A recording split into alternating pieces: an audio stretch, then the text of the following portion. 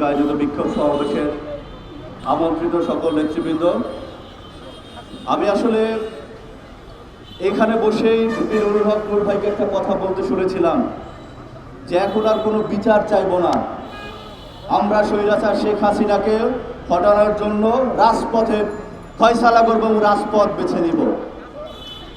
আমাদের গণ অধিকার পরিষদের সংগ্রামী সাধারণ সম্পাদক ঘোষণা দিয়েছেন যে 48 ঘন্টার মধ্যে যদি এই হামলার বিচার বা ফয়সালা না করা হয়, আমরা যমুনা অথবা সচিবালয় ঘেরাও কর্মসূচি বাস্তবায়ন করব।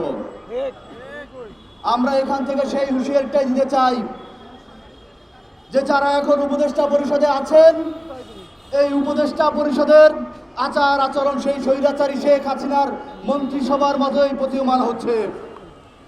আমরা বলতে চাই যে শেখ হাসিনাকে সরানোর জন্য আপনারা দেখেছেন ভিপি নুরুল হক নূর ভাই কিভাবে তার জীবনকে স্যাক্রিফাইস করার জন্য উদ্গ্রীব ছিলেন, এবং এই স্বৈরাচার শেখ হাসিনার অন্যতম সহচর জাতীয় পার্টিকে নিষিদ্ধের দাবিতে আমরা যখন সংবাদ সম্মেলন করছিলাম, সেই সংবাদ সম্মেলনে অতর্কিতভাবে কিভাবে এই স্বৈরাচারের এই পেটুয়া বাহিনী পুলিশ কর্তৃক এবং সেনাবাহিনী কর্তৃক কীভাবে হামলার শিকার আমরা হয়েছি। আমরা বলতে চাই, আমরা আরেকটা বিষয় আপনাদেরকে সতর্ক করে দিতে চাই এবং শুধুমাত্র মনে করিয়ে দিতে চাই, এই সরকারের এই একজন উপদেষ্টা ডক্টর আসিফ নজরুল সাহেব 2020 সালের জুনের 12 তারিখে একটা স্ট্যাটাস দিয়েছিলেন। সাংবাদিক ভাইদের দৃষ্টি আকর্ষণ করছি যে আপনারা শুধুমাত্র দেখবেন সেই স্ট্যাটাসের মাধ্যমে সে কি বলতে চেয়েছেন এবং ক্ষমতা পেয়ে সে কি প্র্যাকটিসটাই না করছেন। উনি বলেছিলেন বর্তমান বা সাবেক প্রেসিডেন্ট, প্রধানমন্ত্রী ও মন্ত্রীগণ চিকিৎসা নিতে বিদেশে যেতে পারবেন না। আমরা দেখি বর্তমান ক্যাবিনেটের স্বাস্থ্যমন্ত্রী বর্তমানে সে তার নিজের চিকিৎসার জন্য দেশের বাইরে অবস্থান করছেন। সে বলেছিলেন ক্ষমতা, চাকরি বা ব্যবসা কোনোভাবেই তাদের সন্তানরা সরকারের সাথে সংশ্লিষ্ট হতে পারবেন না। আমরা দেখতে পাচ্ছি এই ক্যাবিনেটেই বড় বড় ব্যবসায়ীরা অবস্থান করছেন।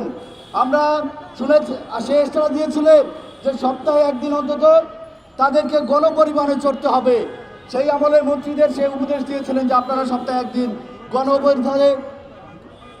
গণপরিবহনে চলবেন। কিন্তু এই সরকারের কোনো ক্যাবিনেটের মন্ত্রীদের দেখেছেন যে গণপরিবহন তাদের চলতে, তারা চলছে না। আমি সময় সংক্ষিপ্ততার কারণে অনেক কিছু বলতে পারছি না। আমি আপনাদেরকে বলতে চাই যে এই সরকারের ক্যাবিনেট এবং আওয়ামী লীগ সরকারের ক্যাবিনেটের মধ্যে শুধু একটাই পার্থক্য, যে শেখ হাসিনার ক্যাবিনেটে যারা ছিলেন তাদেরকে এদেশের সরকার, এদেশের জনগণ বসায়নি। এই সরকারের ক্যাবিনেটে এদেশে যারা আছেন এদেশের সাধারণ জনগণ তাদেরকে বসিয়েছেন, কিন্তু এদেশের সাধারণ জনগণ যে ম্যান্ডেট নিয়ে বসিয়েছেন এই সরকারের ক্যাবিনেট তা বাস্তবায়ন করতে পারছে না।